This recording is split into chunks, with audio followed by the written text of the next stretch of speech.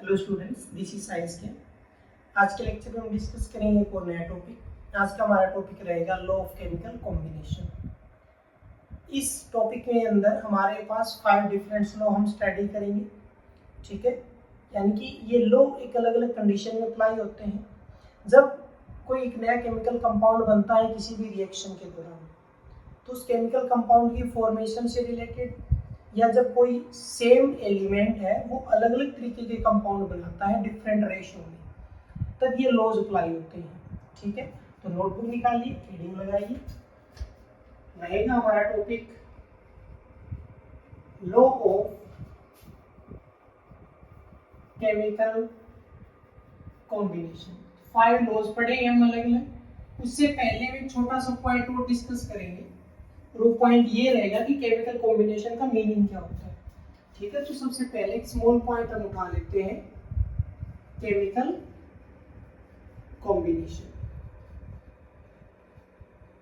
Chemical जो word है वो एक रिएक्शन के लिए यूज होता है, यानी केमिकल रिएक्शन के लिए। तो हम कैसे लिखेंगे, when 2 or more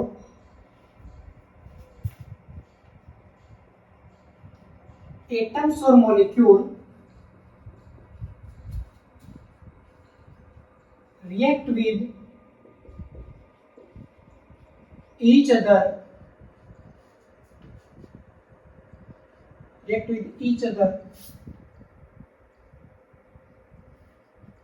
and form a new chemical compound by formation of a bond, by formation a bond।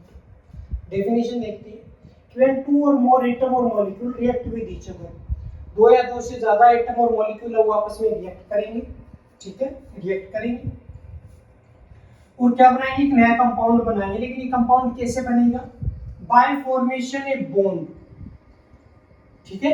उनके बीच में पहले एक बॉन्ड बनेगा, जो एटम और मॉलिक्यूल आपस में रिएक्ट कर रहे हैं उनके बीच में एक बॉन्ड बनेगा, ठीक है। और जब वो बॉन्ड बन जाएगा तो लास्ट का जो प्रोडक्ट होगा उसको हम क्या बोलेंगे, केमिकल कंपाउंड बोलेंगे, ठीक है।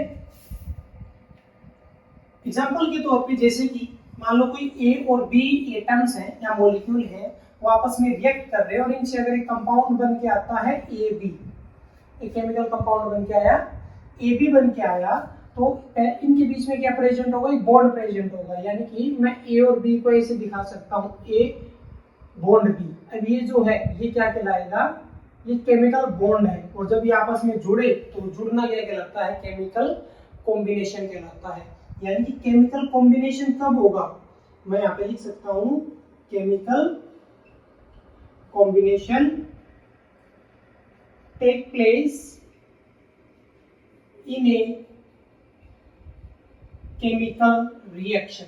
जब कोई केमिकल रिएक्शन होता है तभी केमिकल कॉम्बिनेशन होता है। केमिकल कॉम्बिनेशन का सीधा सा मतलब क्या होगा, हमारे पास एक नया कंपाउंड बनकर आएगा, ठीक है। एक नया कंपाउंड का एक बॉन्ड के द्वारा बनना क्या कहलाएगा, केमिकल कॉम्बिनेशन कहलाएगा, ठीक है। तो इसमें हमारे पास 5 डिफरेंट लॉ आएंगे। जो फर्स्ट लॉ होगा वो होगा लॉ ऑफ कंजर्वेशन ऑफ मास, ठीक है। सेकंड जो होगा वो होगा लॉ ऑफ कांस्टेंट प्रोपोर्शन या डिफाइनाइट प्रोपोर्शन, ठीक है। थर्ड हम पढ़ेंगे मल्टीपल प्रोपोर्शन। फोर्थ होगा लॉ ऑफ रेसिप्रोकल प्रोपोर्शन, और 8 लास्ट आएगा गेल-लुजिक्स लॉ। ये 5 डिफरेंट लॉज हम पढ़ेंगे, ठीक है। तो सबसे पहले हमने डिस्कस किया है मीनिंग ऑफ केमिकल कॉम्बिनेशन, ठीक है। केमिकल कॉम्बिनेशन का बोलते हैं केमिकल रिएक्शन में जब एटम या मॉलिक्यूल आपस में रिएक्ट करेंगे तो उनके बीच में एक बॉन्ड बनता है, ठीक है, और बॉन्ड बनने से दोनों आपस में कनेक्ट हो जाते हैं, ठीक है। तो ये आपस का इनका जो कॉम्बिनेशन है ये कहलाता है केमिकल कॉम्बिनेशन, यानी कि रिएक्शन के दौरान ये केमिकल कॉम्बिनेशन होता है। अब हम डिस्कस करेंगे नंबर 1, वो होगा लॉ ऑफ कंजर्वेशन ऑफ मास, ठीक है। तो नंबर 1 पे जो लॉ हम पढ़ने जा रहे हैं वो होगा number 1, law of conservation of मास। ठीक है, अब कंजर्वेशन ऑफ मास का मतलब होता है कि मास कांस्टेंट रहेगा। मास क्या रहेगा? कांस्टेंट रहेगा। वो ना इंक्रीज होगा ना वो डिक्रीज होगा, उसकी वैल्यू है वो सेम रहेगी। अब इसको इसका कैसे लिखेंगे? अगर डिटेल्स पे आते, एक्सप्लेनेशन पे आते हैं तो ये क्या होगा? गिवन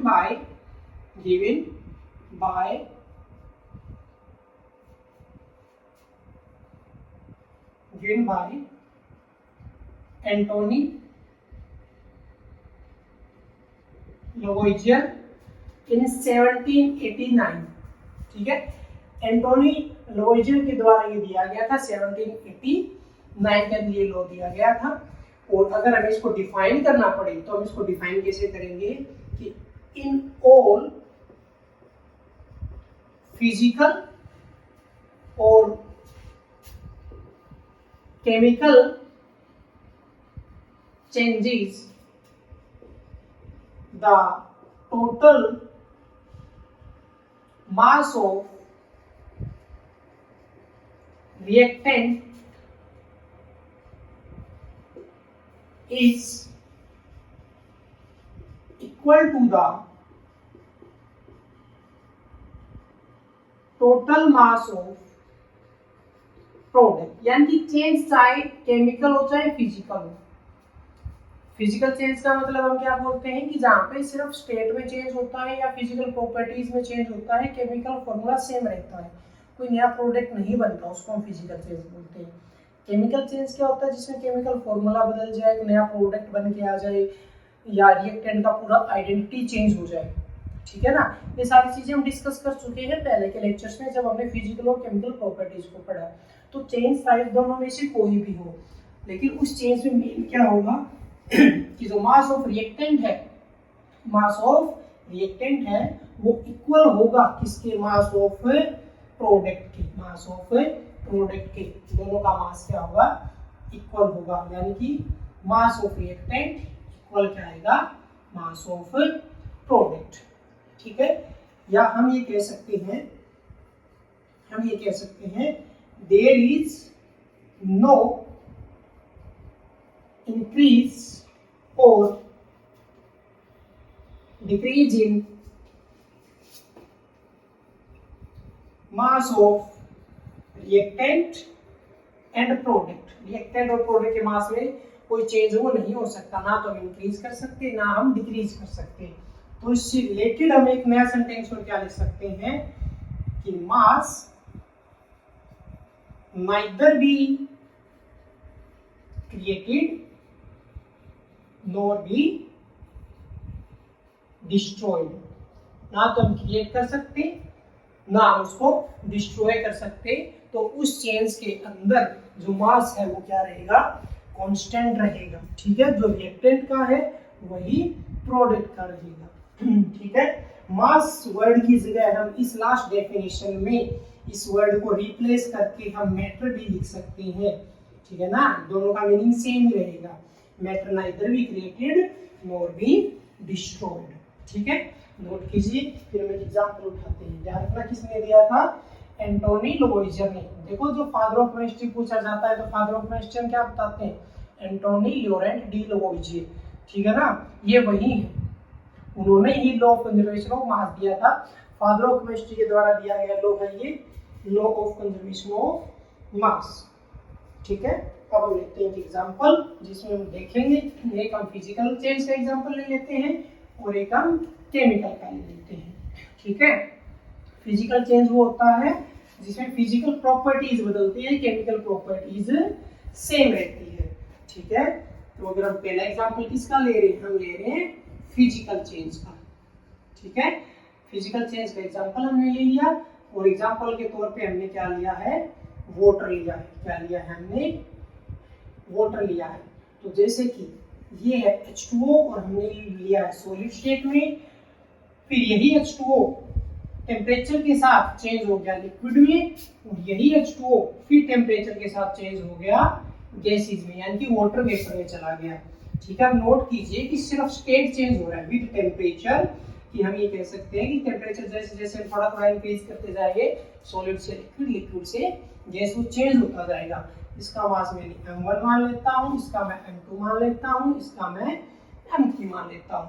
तो जब केमिकल फॉर्मूला सेम है, केमिकल फॉर्मूला का मतलब कि जो एटम्स H2O के सॉलिड स्टेट में प्रेजेंट थे वही सेम एटम और वही same number of atom liquid में प्रेजेंट और वही गैस में है।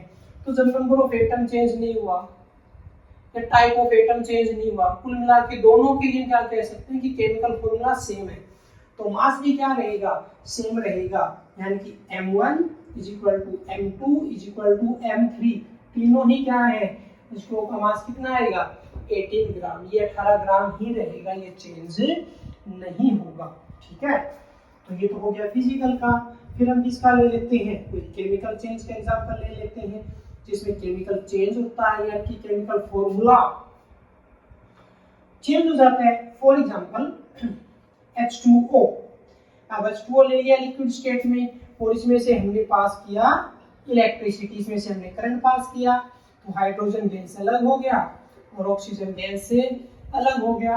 अब की बार देखो ये केमिकल फॉर्मूला बदला है ना, रिएक्टेंट अलग है, प्रोडक्ट अलग है, रिएक्टेंट का आइडेंटिटी पूरा चेंज हो गया, इसको हम क्या बोलते हैं, केमिकल चेंज। अब यहाँ पर एक नया पॉइंट आएगा कि लॉ ऑफ कंजर्वेशन को अगर हमें अप्लाई करना हो तो यहाँ पे एक पॉइंट आएगा, this law is applied on balance chemical equation, यानी कि केमिकल रिएक्शन को रिप्रेजेंट करने के लिए हम केमिकल इक्वेशन का यूज करते हैं। तो केमिकल इक्वेशन है वो बैलेंस होनी चाहिए। बैलेंसिंग का मतलब कि नंबर ऑफ एटम्स जो रिएक्टेंट के हैं वही प्रोडक्ट में होनी चाहिए। इसका मतलब जब नंबर ऑफ एटम्स इक्वल होंगे तभी तो मास इक्वल होगा। अगर नंबर ऑफ एटम्स कम ज्यादा होंगे रिएक्टेंट और प्रोडक्ट के तो मास तो ऑटोमेटिक अप डाउन आ जाएगा, मास में तो चेंज आ जाएगा। तो जब हम इसको ध्यान से देखते हैं, देखो यहाँ पे तो कोई ऐसा रिएक्शन है ही नहीं, यहाँ पे जो स्टेट चेंज हुआ है क्योंकि फिजिकल चेंज है, यहाँ पे पूरा चेंज है। ये हमारा रिएक्टेंट है और ये दोनों हमारे प्रोडक्ट है। अब मैं अगर इसका देखूं तो यहाँ पे हाइड्रोजन मेरे पास 2 है, हाइड्रोजन 2 है, यहाँ पे ऑक्सीजन 1 है, लेकिन यहाँ पे ऑक्सीजन हमारे पास कितने 2 है। तो इसका बैलेंसिंग क्या आएगा, इसका बैलेंसिंग क्या आएगा, इसका बैलेंसिंग क्या आएगा कि ये हो जाएगा H2O हमने यहाँ पे 2 से मल्टीप्लाई किया और यहाँ पे फिर हो जाएगा 2 से और ये आ जाएगा O2, ये इसका बैलेंसिंग आ गया। अगर हम इसका मास कैलकुलेट करते हैं विदाउट बैलेंसिंग का, अगर ऊपर वाले का मास निकाला जाता है तो ये जो रिएक्टेंट का मास है ये कितना आएगा 18 ग्राम। और अगर मैं इसका मास निकालता हूँ प्रोडक्ट का तो हाइड्रोजन का कितना हो गया 2 और ऑक्सीजन का कितना हो गया 32, ओवरऑल कितना आ गया 34।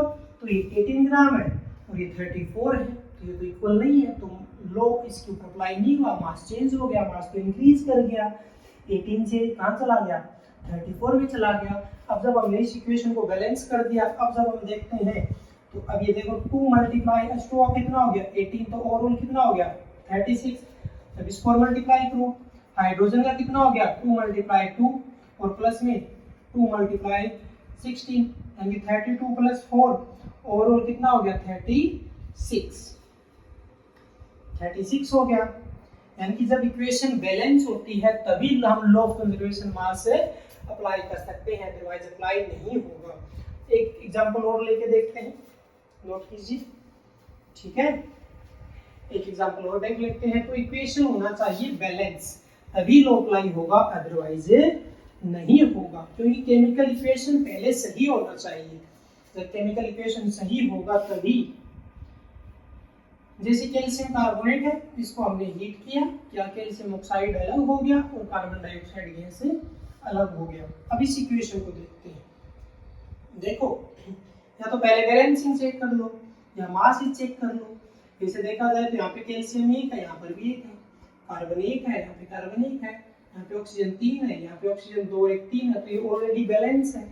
तो मास निकालो, कैल्शियम का कितना आ गया 40 प्लस कार्बन कितना है 12, ऑक्सीजन कितना हो गया 3 मल्टीप्लाई 16, क्लियर। तो ये रिएक्टेंट का हो गया। ओवरऑल देखा जाए इसमें ऐड किया कितना हो गया 52 और प्लस में कितना हो गया 48, ओवरऑल हो गया ये 100, ये 100 आ गया। अब इसको कैलकुलेट करते हैं, कैल्शियम ऑक्साइड का कितना हो गया 40 प्लस में 16, प्लस में आगे कार्बन का कितना है 12 और प्लस में 2 × 16, तो ये कितना हो गया यहाँ से 56, तो ये हो गया। आगे कितना हो गया, ये 12 हो गया और आगे कितना हो गया 32 हो गया। इन दोनों का जब हम ऐड करेंगे तो ये भी कितना हो जाएगा 100 हो जाएगा। तो 100 ही रिएक्टेंट का 100 ही प्रोडक्ट का है। तो ये है लॉ ऑफ कंजर्वेशन ऑफ मास। और ये पॉसिबल कब है, जब इक्वेशन क्या हो, बैलेंस हो। अगर इक्वेशन बैलेंस नहीं होती तो लॉ अप्लाई नहीं होगा, मास इक्वल नहीं आएगा। ठीक है, तो इस लेक्चर में हमने डिस्कस किया केमिकल कॉम्बिनेशन का मीनिंग, उसका डेफिनेशन, ठीक है, कौन कौन से में लॉ पढ़ने हैं, और फर्स्ट लॉ हमने कवर कर लिया। नेक्स्ट लेक्चर में हम डिस्कस करेंगे कांस्टेंट प्रोपोर्शन यानी कि सेकंड लॉ और थर्ड लॉ। ठीक है, तो मिलते हैं नेक्स्ट लेक्चर।